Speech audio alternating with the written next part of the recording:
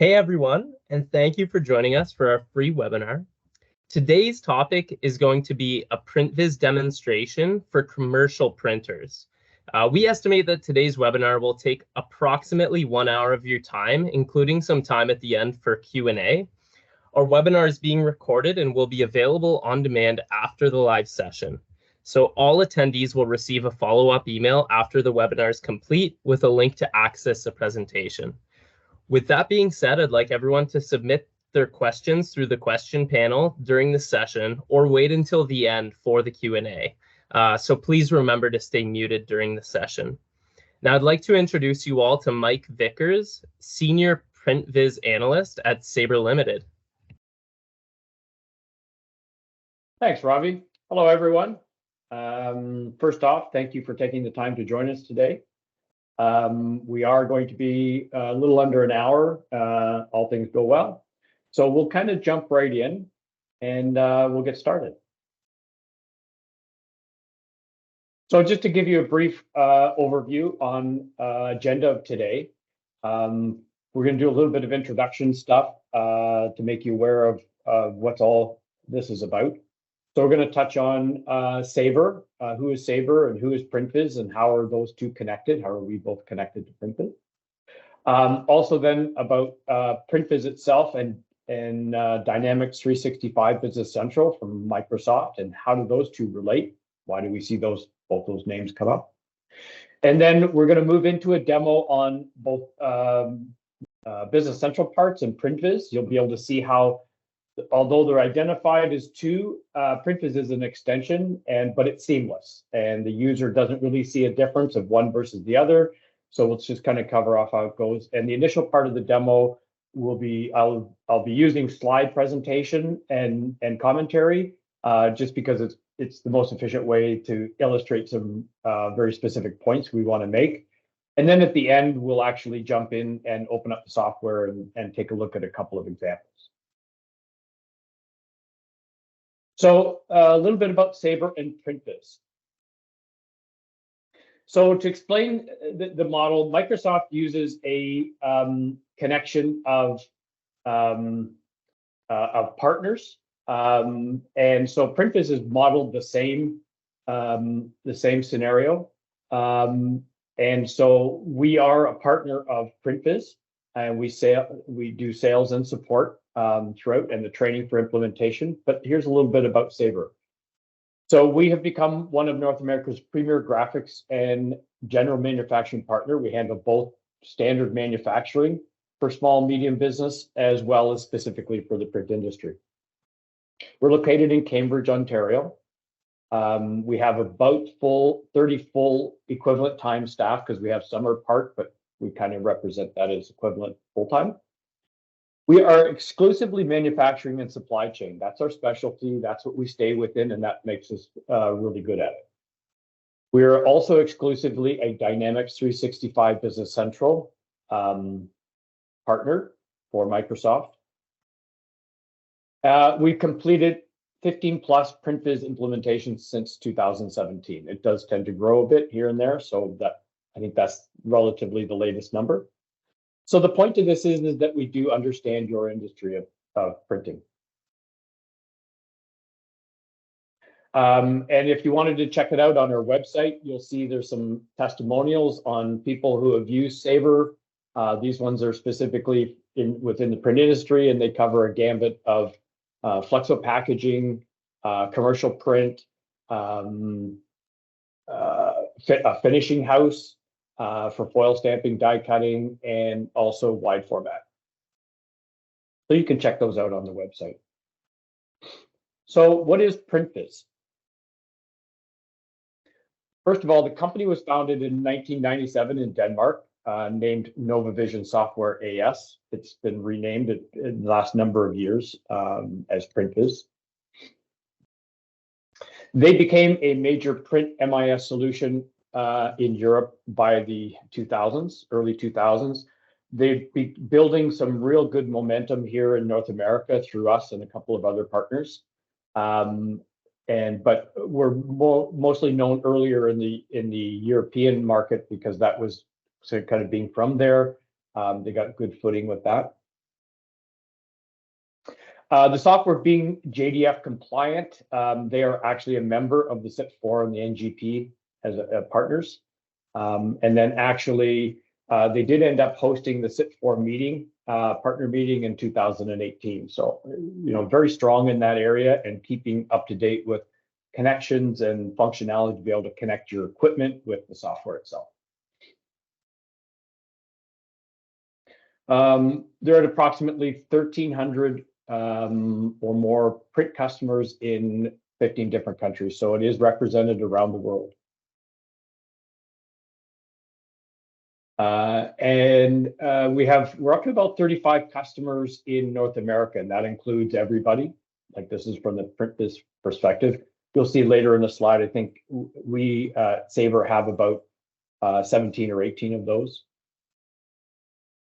The long-term goal for PrintVis is to become a market leader in MIS and ERP for the print industry. So the connection between Sabre Limited and PrintVis. 2017, up previous to that point, Sabre was focused mainly and solely on using Business Central from Microsoft as for sales and support and training for just general manufacturing. So in 2017, became a partner with PrintVis and added that functionality, and we sort of started moving towards the print industry as well. July 2017, I joined the company as with Sabre, and the reason that that was a bonus with Sabre and for myself is that what I bring to the table is at this point 40 plus years of firsthand experience in the printing industry. I've covered from print production with prepress through software development into the Adobe world and all that stuff, into the front office, been an estimator for over 20 years, and CSR and scheduling, predominantly in the commercial field, which makes today's kind of a special one for me, but also have had work with half-webs, sheet-fed, a little bit of label work, and business forms and a few other areas. So we felt that that was a strong representation to be able to talk with you in the same language that commercial printers use and different printers use. And the software is used for various industries in the print. Like I said before, we have flexible packaging uses it, label printing, and it's really good that way, which is really helpful for companies that are diversifying outside. As a commercial printer, you may be adding wide formats, so you don't have to run out and grab a different set of software. You can work within the PrintVis world. In 2020, Sabre established itself as a premier North American implementation partner for the software. And presently, I guess, yeah, we're up to about 17 or 18 total print industry customers coming into 2024. So let's jump in a little bit about doing the software. And, as I said, this will be a slide presentation for the next little bit, so I can kind of focus and show each of you some key points that we feel are important to take away today. So the first section, what we're going to do is take a look at what is the role center. What is a role center? I'll describe it in a minute. How do we navigate in the system? How do we? What are items and what are they about? What do they look like? And this thing called cases that is specific to PrintVis itself. And what is a case and how does it relate in the system? And I'll give you some comparisons in our historical part of the industry as to what that represents. So let's jump in. So the role center. What you see on screen now, this is a role center. It's like a dashboard or a landing page.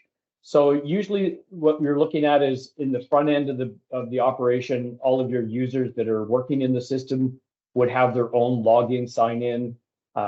They would come to their dashboard, say in the morning, And this would be sort of that starting point to be in the system and look after things that have to get done, putting in orders, doing estimates, sending quote letters to customers, managing production, prepping for production, and even the production people will be using a special role center, which we'll see in a bit, called the shop floor. So to look at a role center, it's accessed through a browser. So the software is cloud-based, and of course, that gives us nice access, whether it's a Mac you're running on or a PC. You just need to have access through a browser. Excuse me. And then along the top here, let's grab my little laser pointer. So along the top row, we have some menus with a little drop down. We can get down to that and have some sub menus. The next line is showing me some direct access point menus, so I can get directly to my job list called a case management or project management if I have different cases or orders. Cases in order, by the way, we'll get that a little bit more. But if it's a group of them, we can manage it as a project. So, there's one header. So these are personalized. Each user can personalize the setup. The look and feel you can set up as a base structure, as a profile, and roll it out to your company. So there's lots of options to be able to build the structure the way you need it. And then we have down here some action buttons. Actions are ones that, so this one would open up a case and request. If I click the next one here, then I'd be looking at going to a quote, or I could go straight to an order. So these are menus that give me actions to tables. These are actions that actually start working in the system. Then a little bit lower, we have these tiles that we see down here. And from this area, we have something called case responsible, cases coordinator. These are like to-do lists. So when I click on it, it will filter the list, which is actually going to filter this case management list and present me with all of the jobs or cases that is waiting for me to take action and then move it to the next stage of its life. And I'll talk a little bit more about that as we get into to looking in detail of a case. These would be cases coordinator. So the difference being these ones here, although this screen shows the numbers the same, often they're going to be different. This number represents the number of jobs that I need to pay attention to. So obviously I'm a little bit slow on this today. I got too many orders. But at the other side, these are ones that I would be the CSR and responsible for. And down here a little bit lower, you don't see too much of it, but you can add some charts and some specific stuff to connections to common customers or customers you have to follow. So it makes the dashboard very usable for the user to be able to be efficient at their job. This is an example of a different role center. This would be somebody for accounting. A lot of the similar stuff, which I won't cover off again, but you can start to see if you look in these areas, their menu items become very different because it's more catered to what type of function they have in the company. So you might be able to do trial balances, bank account reconciliations. We still have our cases down here, so that action can still work. We can push the responsibility of invoicing to the accounting department, and they would see that to be able to click on the tile, open up the job, review anything they need to do, create with a couple of clicks, they can create the invoice and have that sent off to the customer.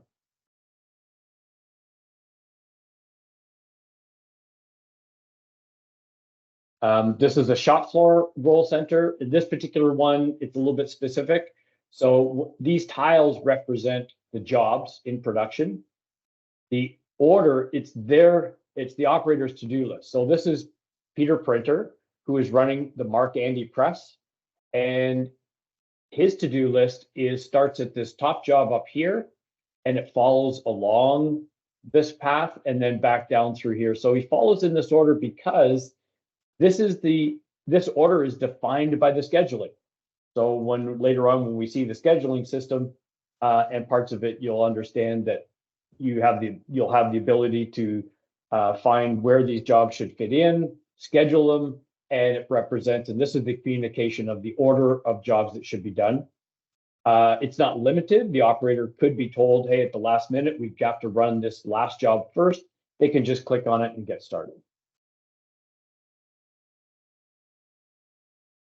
So here's a list of profiles, just to show, and there's ones with PVS. These are being added because of the extension from PrintVis. The other ones are Business Central that are standard if the software is being used in a general manufacturer. But the point to this I'd like to show is that you can start to see that it's all just part of the same system. It's all seamlessly integrated between the two. A little bit on navigation. I could use the menus that are up here, but at any time I can come up to this little icon of a magnifying glass that will produce this window here. And then I could just go in and type in I start to type. It's got a little bit of intelligent typing. As long as I've got a little bit of the word or phrase I'm looking for being typed, it starts to pull up what are the common ones. So I don't have to type the full word, and I can get my PrintVis case list because it knows that's case management. Now what we're looking at is a card. This particular one happens to be a customer card.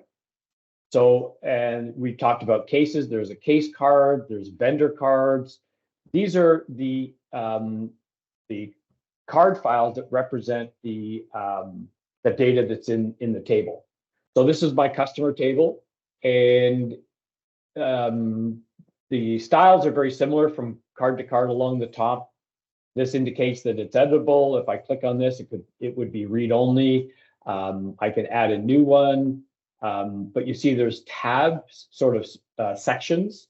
I can open and close these so that I can make my navigation easier and cleaner. I can expand to less commonly used fields, but they default to this setting so that usually you have set up and the user can assign what this is to make them the more common fields that are used.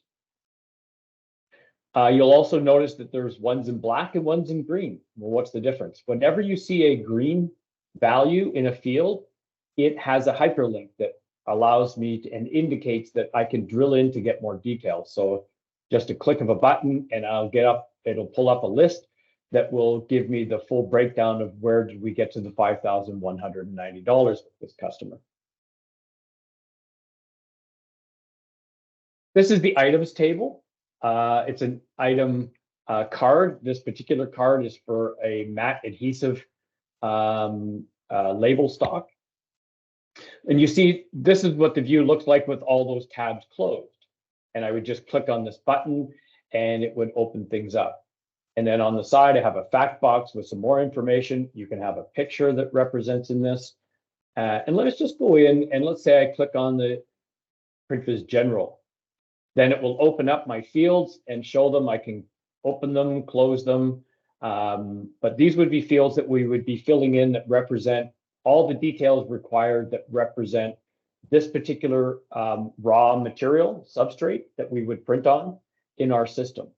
And the items table, like an items card, has hundreds of fields with different uses.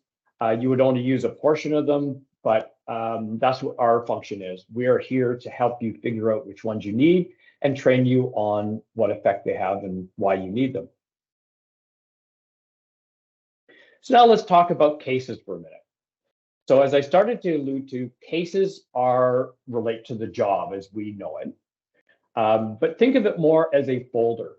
So in our ancient systems, we might have a file folder, and inside the file folder, it starts with all the documentation we put in about the quote request, the quote printout that we've got. We tend to do that and file it away. When it becomes an order, we might include that and make it into a job folder, and we put that inside the folder. And a case is the electronic version of that, and it contains a lot of the information that we need apart from the estimate that you'll see and stuff. It will hold the request, the initial request of the customer, and the quote that you create and send out, which from the estimate. It'll be converted to an order when that's ready. And then we can also link to a SharePoint, which allows us the ability from within the case to go to a specific set of folders linked just to that case where we can store other documents. We can store the artwork if we choose to, and that way it's not residing in your system and slowing it down. Excel files that you get from a customer, any kind of documentation, and that way it's easily accessible to find by anybody that needs to look into that job. So any other special information. So it is a single source that holds everything you need from the RFQ through to the invoice.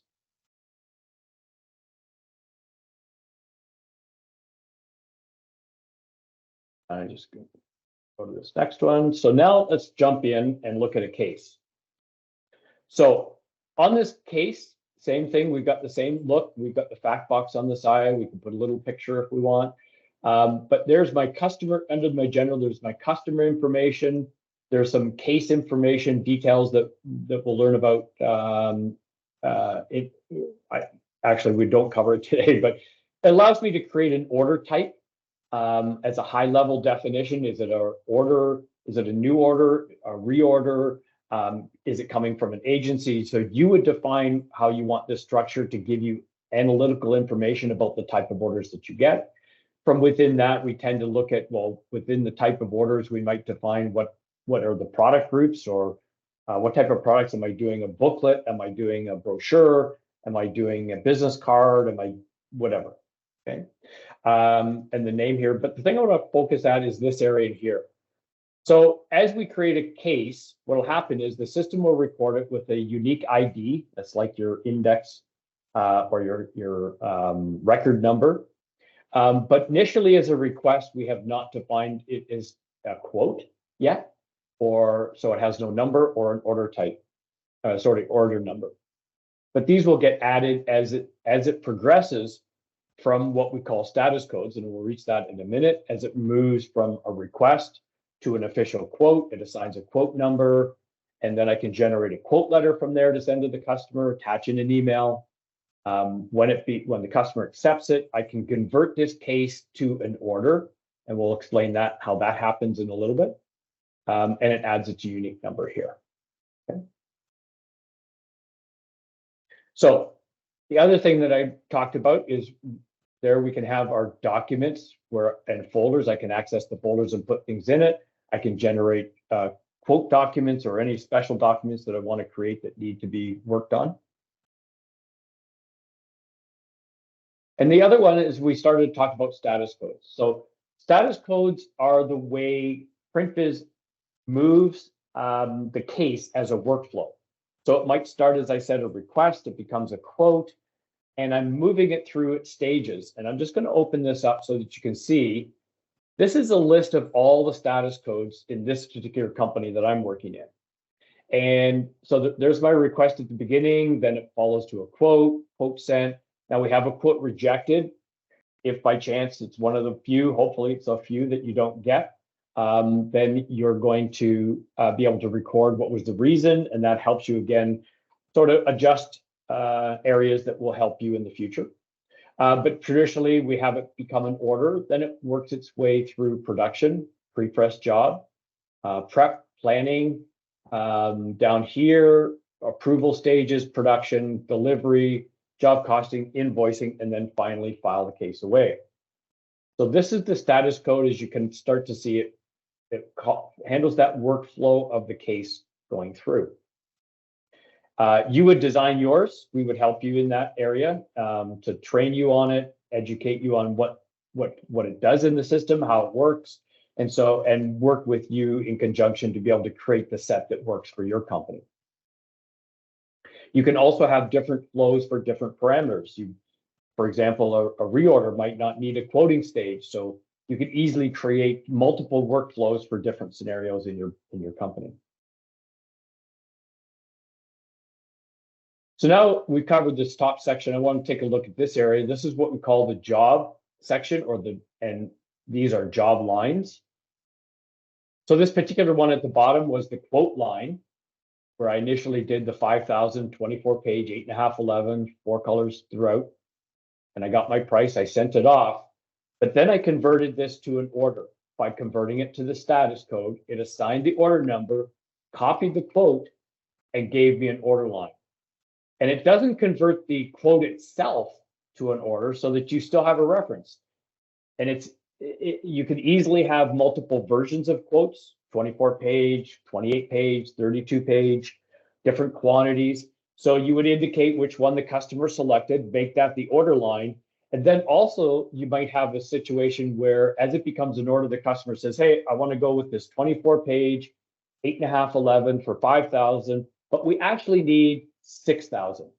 So here you could just change the order to 6,000. You'd still see the original reference to the quote at 5 and its price. To explain why it's a little bit different, you could fire off the order confirmation and it would get confirmed by the customer. So this is my quote line. And then I have a separate order line, as I was just explaining. Let's jump over into production side. We're going to take a look at some shop floor, some shipping, and some invoicing. So as you saw earlier, this is a slightly different image, but this is the list of jobs that the shop floor operator called a production page. And from here, they see the orders going across in the order that the scheduler has suggested that they should be run. But to show you what happens is they just simply click on one of them to get the job. I'm going to click on this one here, and it's going to open up another screen.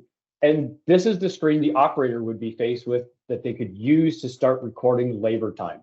So I'm just going to go ahead and do that, and so it can record some labor while I talk about this page a little bit.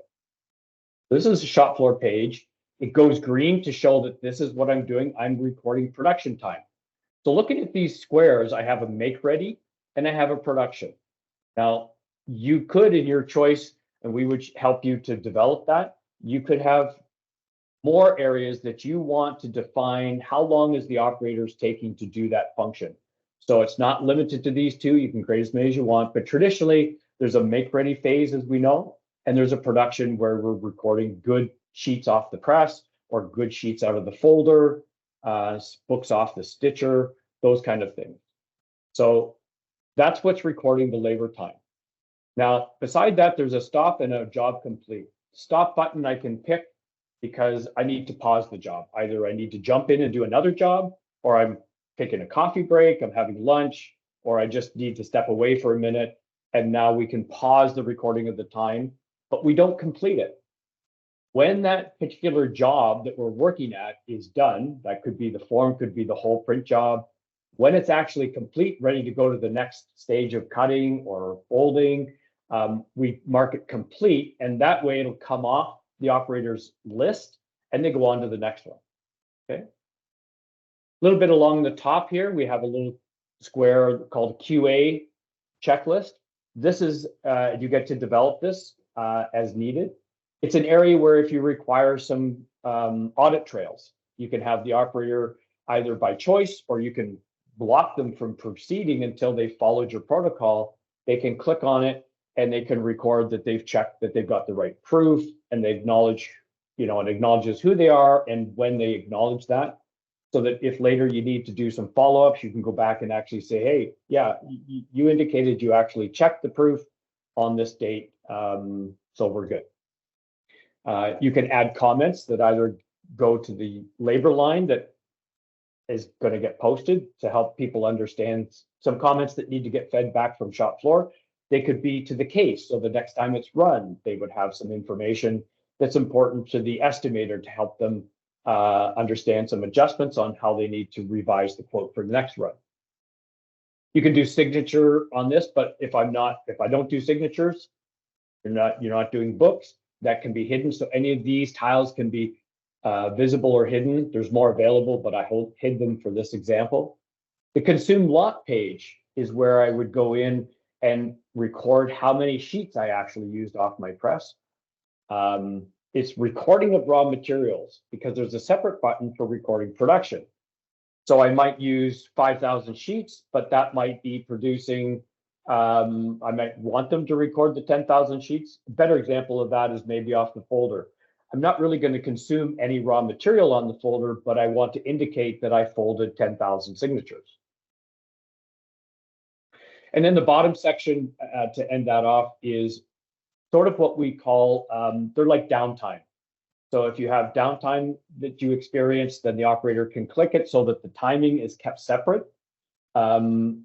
If it indicates that they found an internal error or a customer error or a vendor error with some stock, you're able to identify that separately.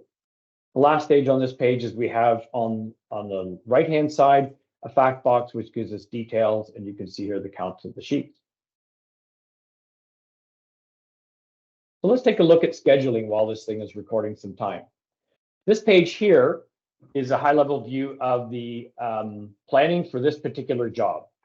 So at the job level, with a few clicks, we can have it load, and the data that's coming in here, these lines are, and you can recognize these are the operations that I need that were would be from the estimate.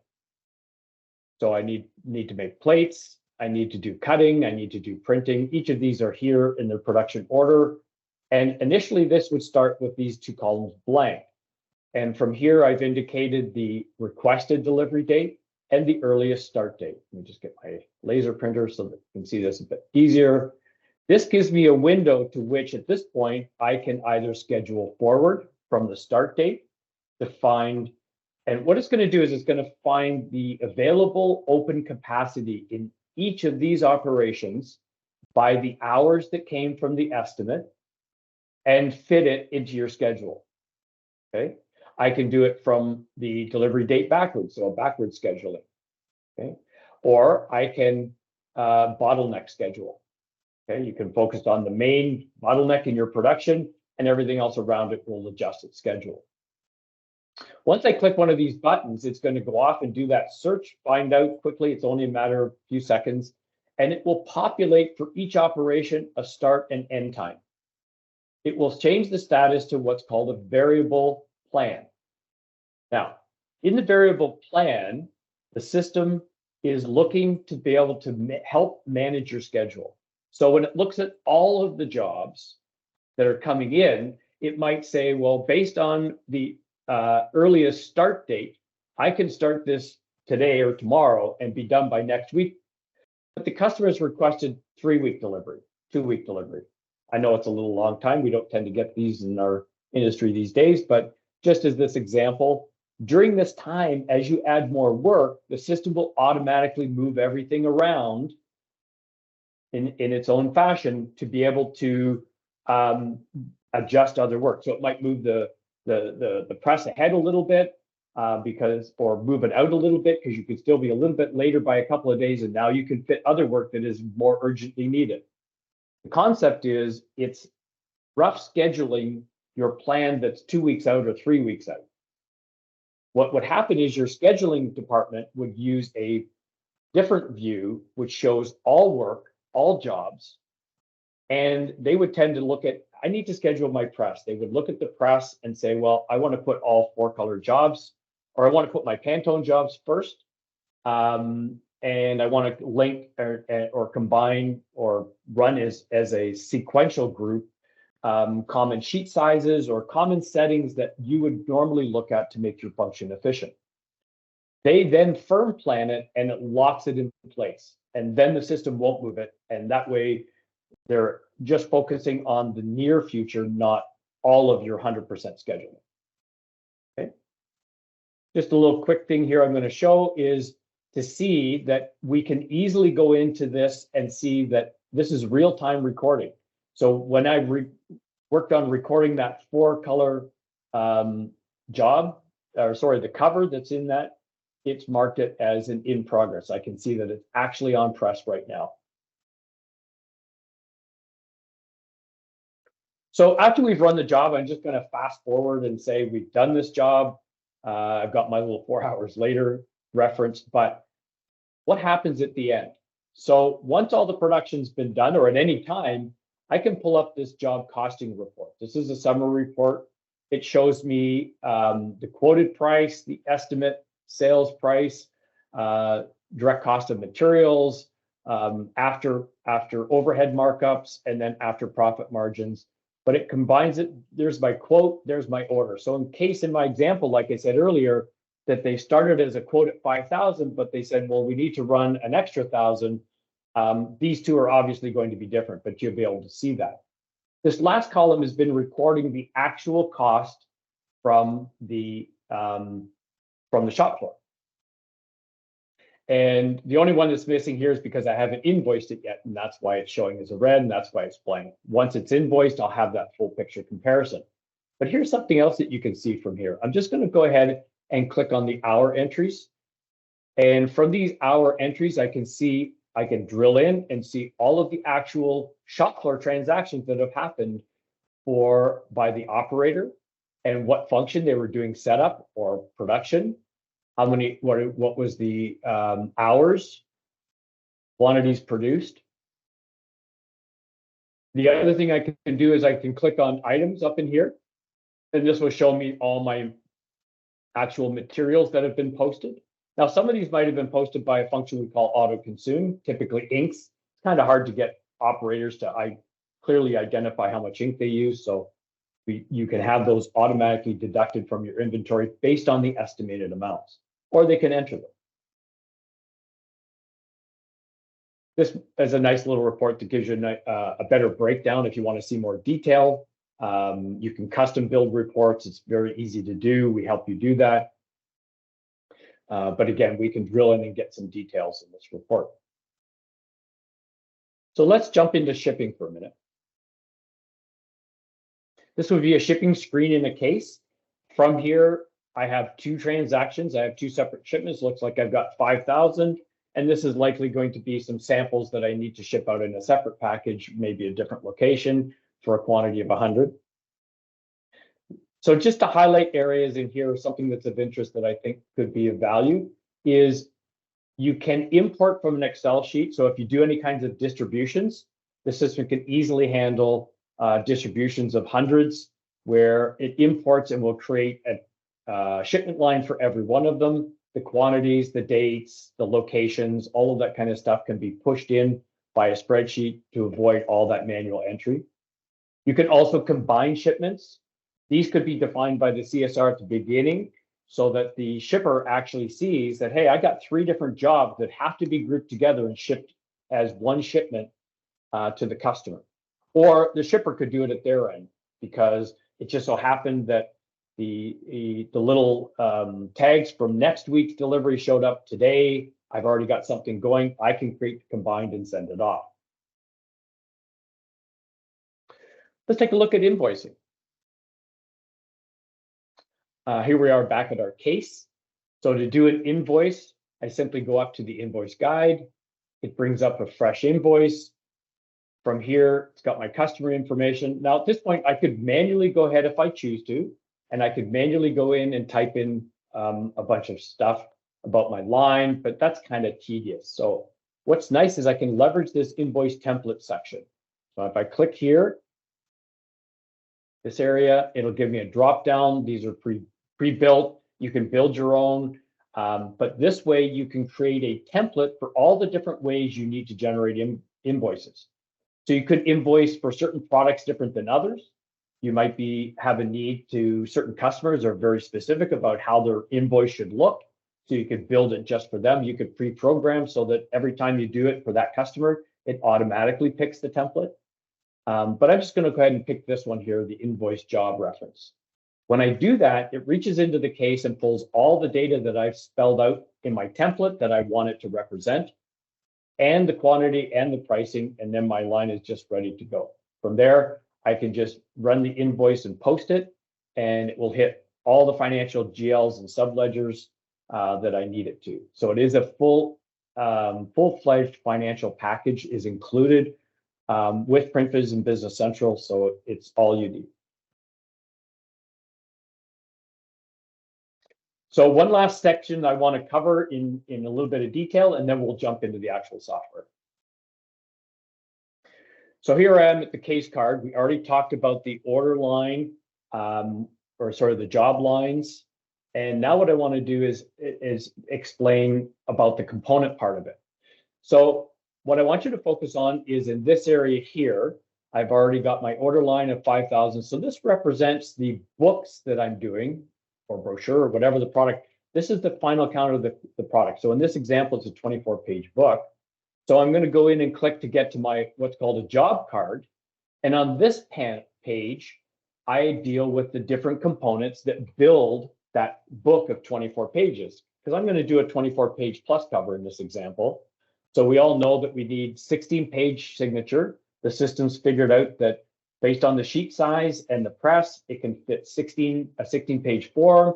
But to get to 24, it's going to need 1/16 and an 8-page that's probably a 2-up or a 2-out work and turn.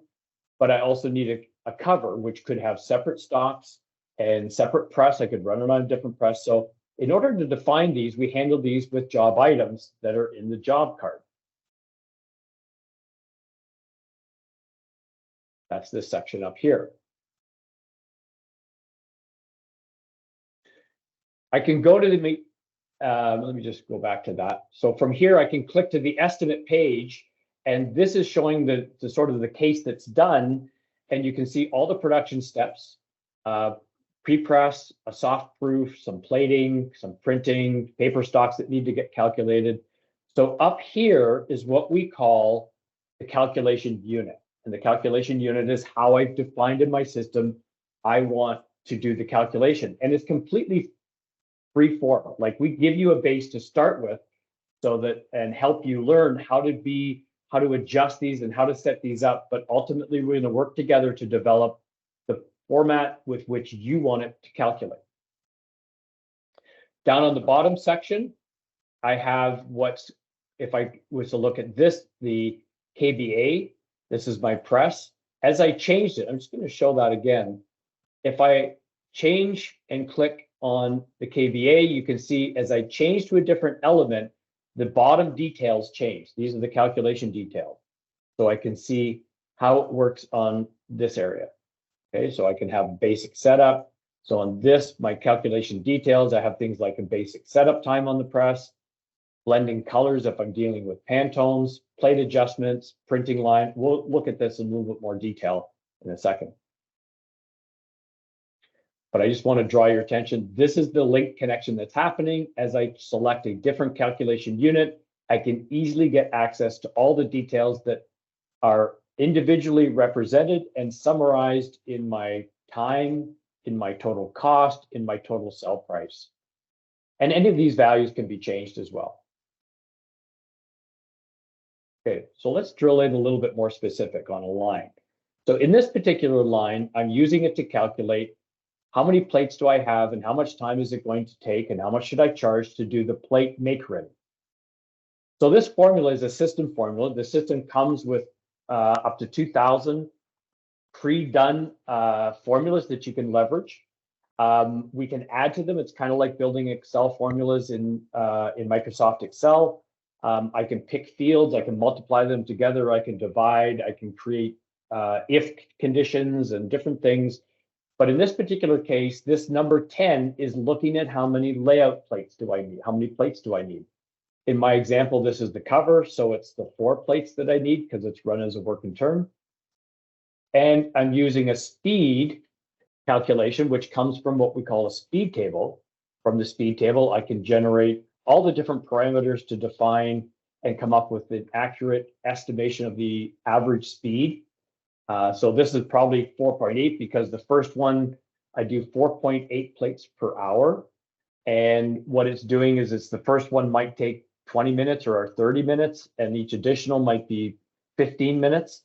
So it's looking at the quantity and the speed table to come up with this speed for these. That divides into the quantity to give me the amount of hours, which multiplies by this value per hour for cost and this value per hour for sell price. And there's the sell to the customer on this particular line, which is part of the summary that's up here. Let's take a look at a printing line. Same idea. We have the printing. This formula 22 is looking at impressions. Well, I have 5,000 covers to produce. It's 2 out, so that's 2,500. With some scrap, I'm looking at about 3,000 sheets. Twice through the press is a little over 6,000 impressions. Again, my speed table gives me my average rate of speed for the job, and it gives me my hours to be multiplied.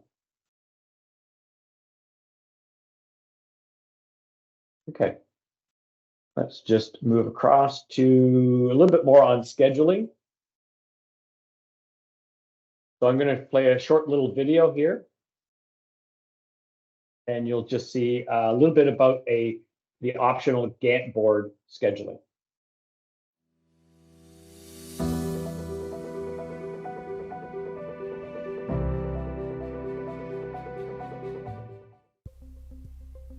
Let's take a look at the new PrintVis planning board.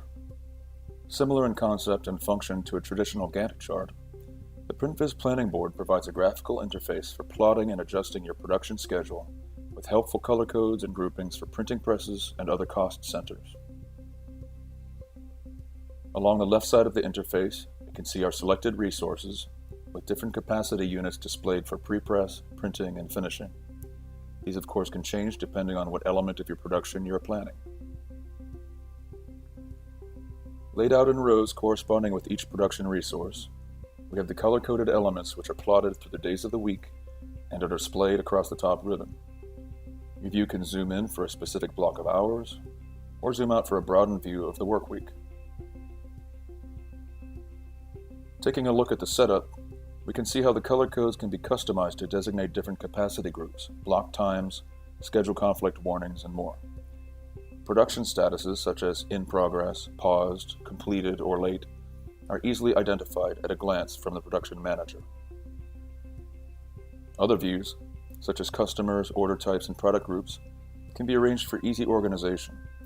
Status codes show what stage of the workflow a job is in and where it is headed next in production.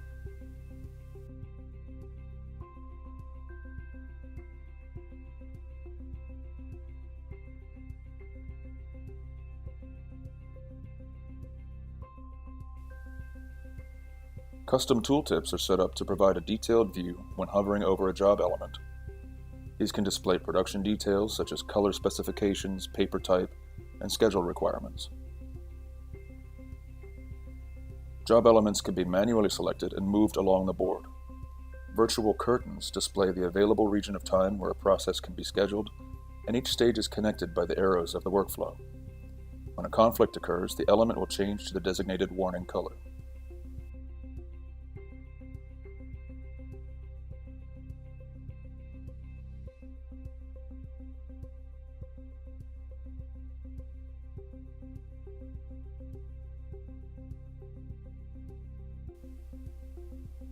By right-clicking on an operation, you can filter capacities, narrowing the view to only the machines that are involved with that particular job.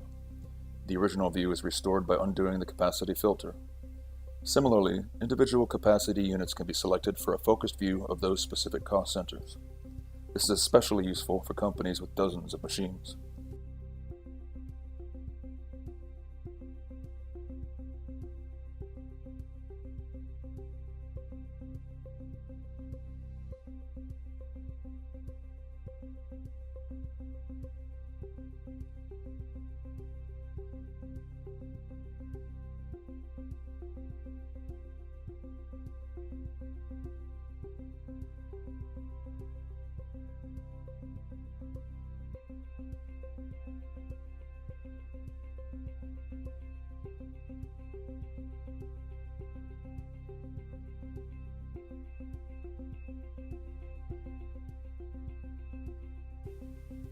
The PrintVis planning board also features a simulation function, where production changes can be modeled or exercised without affecting the actual schedule.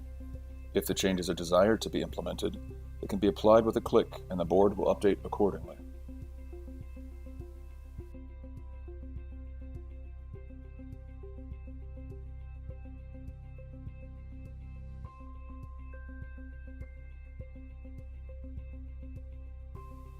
Depending on your needs, setup times can be included in the display.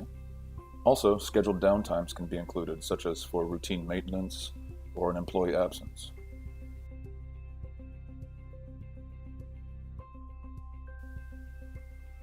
PrintVis provides a variety of scheduling methods, such as planning based on the earliest possible start date, when required production materials are all on hand, also planning backward from a requested delivery date, or planning based on known internal production bottlenecks, where a busy cost center's capacity is accounted for. All of these methods can be employed by the PrintVis planning board. It simply offers a graphical Gantt board interface for companies who prefer to work in this manner. The planning board is available out of the box in the latest version of PrintVis.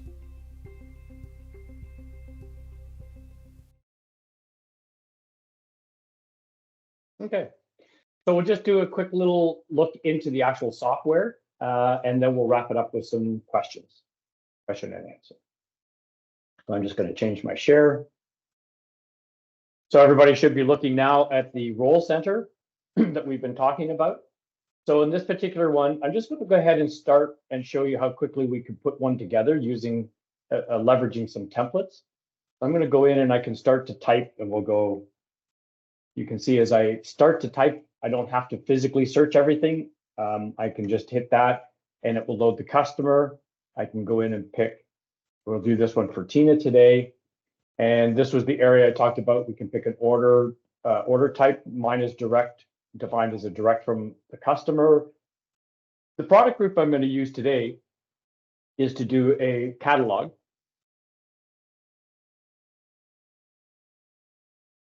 Which is basically a book using a template, and we'll just call this insurance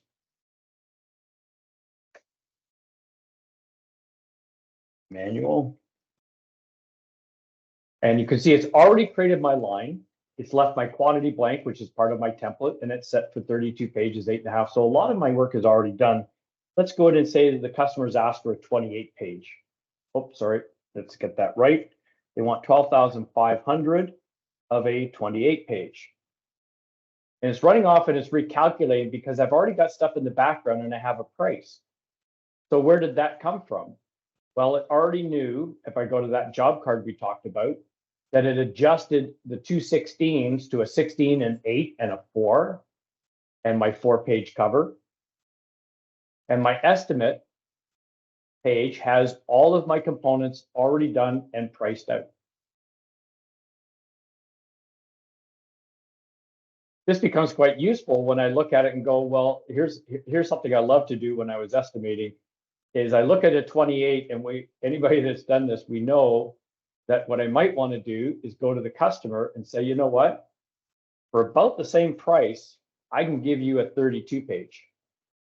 And you see it's recalculated. It's actually cheaper to do the 32 page because it's gone back and said, yeah, I just need two 16s. I got less work, less plates. So knowing where that break point is and whether you want to run it as a 12 becomes very easy to do. As you can see, I quickly got my template done and my pricing, and I can change my status now to make it a quote. It'll assign the quote number. I can go off and generate my quote letter. I'm just going to display this on screen for now. Actually, what I should do is let's set this as an alternative. You'll see how that works. Go down here and run my quote letter. Because I want to show this on one estimate. So I can see both the 12.5 with the 32 and the 20 and the 28 page. There's my 32 page. So I can send my quote letter off as a PDF attachment directly from within PrintVis and send it off to the customer. One last thing I wanted to do, and then we'll get to the questions, is you might say, well, that's great, Mark. I've seen you do it with all this automation and all this stuff, but what if I just had to build one? I'm just going to quickly go through. We'll pick any customer and we'll define it as a direct order. We're going to do a little 4-page. We'll say digital folder. We'll do 250, the 4-page, 8.5 by 11, 4/4. So there's my job. I go to my job card. I create the form that I need to run, brings in the information I need. In this particular case, I'm going to look for some, just filter this to make my life easier. I know that they wanted an 80-pound, and we're going to go for a coated, and then I'm going to be able to select and see that I can put this on an 8-point coated 2-side cover. And this time I'm going to put it on a digital press. It thinks it's 16 because of the sheet size, but once it sees the press, it's going to limit it to say, no, I can only grab 4-page. I can physically see that. And what it's actually done is it's run this through, and it knows it's got to cut the sheet down to fit to run my 4-page. And I can just finish this off by going to estimating. I can go in here and I can select I can use select more option, do this all at once. I'm going to add a soft proof. I'm going to need to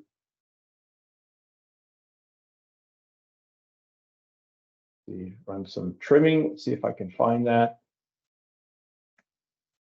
Here's my trimming. Oh, I missed the other one. Let me just go back to that. Or we'll do my desktop. More soft proof. I actually need to fold it. There's my trimming. There's my cross folding, and we'll do some shipping. All this stuff is calculated via the formulas and my speed tables and everything else. And there's my price ready to send off. And that's all I was going to show. So Robbie, back to you. That was fantastic. And thank you so much, Mark. Some really great insights there. Now is the time that we'd like to answer any questions that have been asked. So we'll start with those that have been submitted through the Q&A. And Mark, I have 2 that were submitted through the Q&A here. The first one is, how long does it typically take to implement PrintVis for a small to medium-sized commercial printer? Okay. It does vary a little bit because a lot of it depends on how much resources the customer can put towards it. Obviously, the more time they can allot to it and stuff, the faster we can move. But typically, we see it's about 6 to 8 months. Awesome, thank you. And then the other one is, are there any additional modules or features that can be added as our needs evolve? Yes, there's a couple of ways you can go. I showed one towards the end, the Gant board scheduling. We call it the planning board from PrintVis. That is one sort of add-on option. But the nice thing about the system, both on the Business Central side and the PrintVis side, is it's like your phone. You can go to the App Store and you can add specific apps. We have some ourselves that increase some of the functionality of PrintVis as well as Business Central. There are other parties like a shipping as a typical one. People want the ability to connect to a third party for like FedEx or UPS. So those kind of features can be added as well. Those are add-ons. Fantastic. If there's any more questions, feel free to unmute yourselves and ask. Otherwise, if that's all the questions that we have for today, then I'd like to thank everyone for attending our webinar.